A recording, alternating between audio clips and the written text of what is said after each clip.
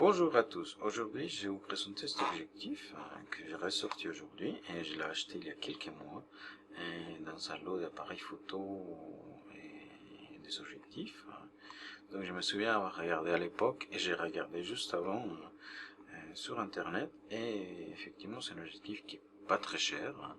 Donc je crois que neuf il doit coûter dans les 140 euros et d'occasion bien entendu moins de 100 euros. Donc, et pour un objectif qui est vraiment pas cher, la construction, elle est plutôt bien. Ça reste du plastique, mais elle est bien quand même. Et il a une baïonnette métallique, ce qui est rare dans ces jours sous les objectifs pas chers.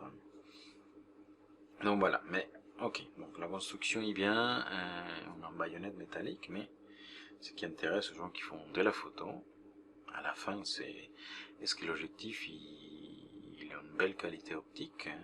Donc ça, on va le découvrir tout de suite. Donc, et pour avoir une référence, un point de comparaison, donc je vais utiliser un objectif tout à fait équivalent, qui c'est le Nikkor 35 mm f2, qui évidemment coûte environ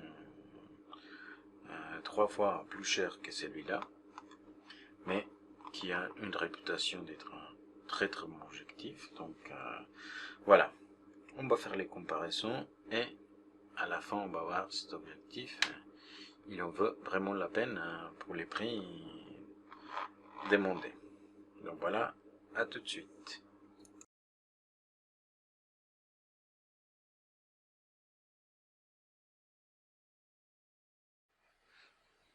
Ok, donc on commence les comparaisons par quelques images d'une cible de calibration d'objectifs. Donc ceci va nous permettre d'avoir une idée de la profondeur des champs et un peu du contraste de l'objectif et du piqué, parce qu'on va les voir directement. Donc voilà, donc à savoir ici à gauche, vous avez les Yongnuo, à droite les Nikon. Donc la mise au point a été faite autour du 0, donc pour les deux objectifs. Donc tous les réglages sont exactement les mêmes. Donc voilà, et là on commence à voir l'image. Donc là on se trouve au centre, et moi je dirais que les deux objectifs au centre sont presque identiques. Donc là on est à pleine ouverture à f2. Donc par contre si on commence à s'approcher, on commence à sortir du centre. Donc là on voit que le Nikkor il est à peine meilleur, juste à peine je dis. Et voilà, et les zéros il est à peine plus net. Après autre chose qu'on voit bien c'est ici. Donc les deux objectifs sous cette écriture ici ils sont de l'aberration. Donc moi je dirais les Nikkor un petit peu moins, mais c'est très très compliqué à dire, je dirais. Ok, donc on saute tout de suite à f2.8. Donc là on voit effectivement que l'image elle s'améliore. Donc pour les deux objectifs, ce qui est tout à fait normal. Et là je trouve que les Nikkor ils rendent un petit peu mieux les détails, donc on les voit assez bien dans cette tâche. Mais une chose intéressante, c'est que les Yongnuo ils semblent avoir une profondeur des champs plus importante. Vous voyez, ici on reste net un petit peu dans cette zone. Les Yongnuo il reste beaucoup plus net, il est beaucoup plus net vers l'arrière. Donc ça va être dû en design optique. Donc ici, si on vient dans les coins, par contre, on voit que le Nikkor, il a un petit peu plus de détails.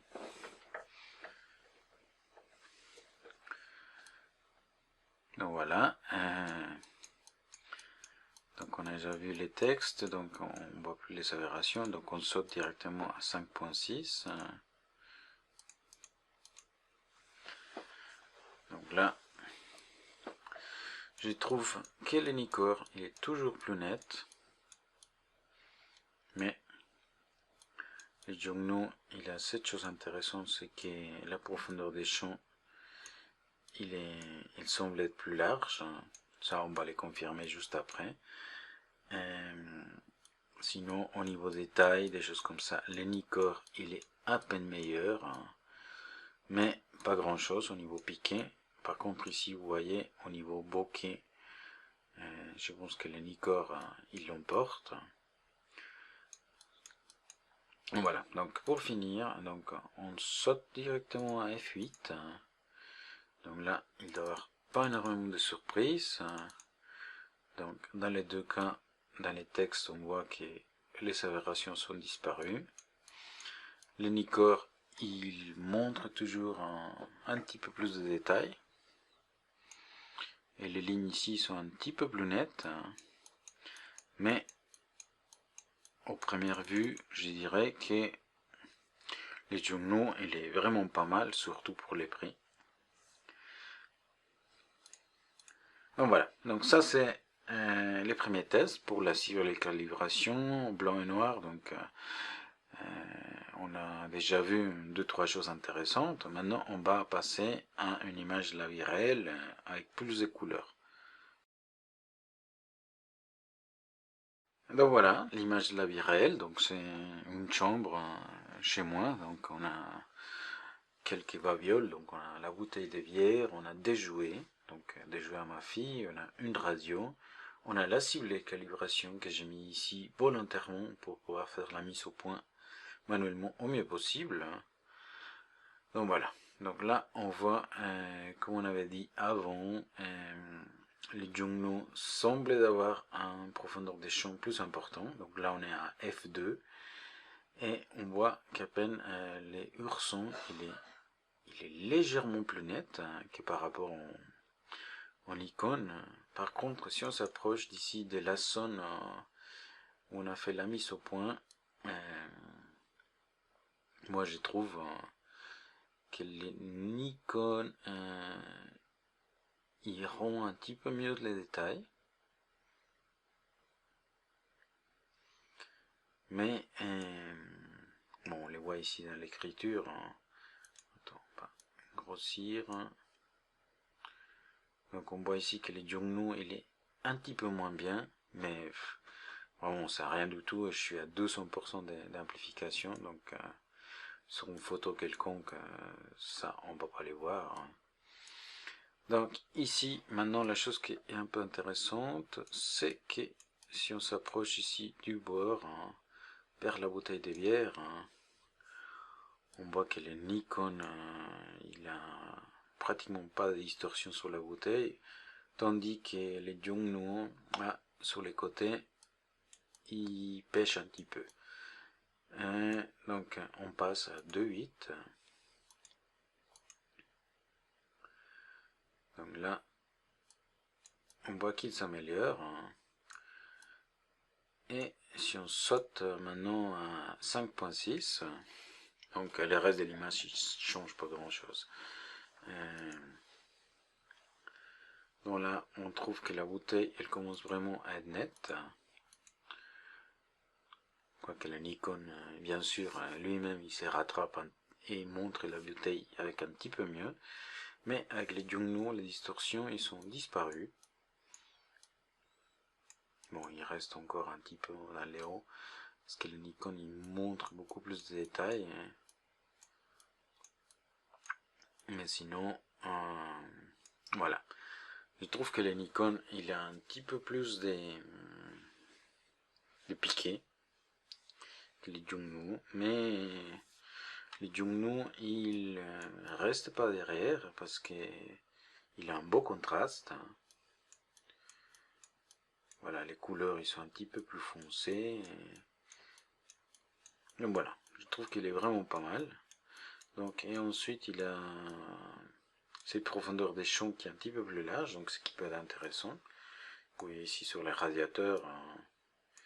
Donc voilà. Sous les Yongnuo, le radiateur est beaucoup plus net que sous les Nikon. Donc voilà. Et ensuite, on saute directement à F8. On va faire quelques commentaires. Et ensuite, on passe en conclusion. Donc voilà. Donc les Yongnuo, il y a une profondeur de champ plus importante. Donc ici, on les voit sur leur son. Il est beaucoup plus net que par rapport au Nikon. Donc le jaune, il est un petit peu plus foncé, ce que j'aime bien.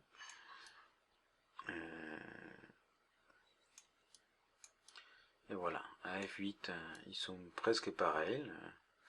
Donc, sauf que le Yongnuo, il est à peine plus contrasté. Il n'est pas si mal que ça. Donc, comme je l'ai dit déjà au moins 3 fois avant, sa profondeur de champ est plus large. Donc voilà, donc en conclusion, c'est que le Yongnuo, il est pas mal du tout, surtout pour les prix. C'est presque 3 fois moins que les Nikon. Mais les applications, ils seront pas tout à fait les mêmes, je dirais. Les Nikon, je l'utiliserai plus pour faire du portrait avec sa profondeur de champ un petit peu plus réduite. Et il est un petit peu plus piqué. Mais les Yongnuo, vraiment, il est pas mal de tout. Et je pense que pour la photo générale, les photos de rue, il y a quelques avantages. En plus, il est pas très cher. Donc voilà, on ne prend pas énormément de risques.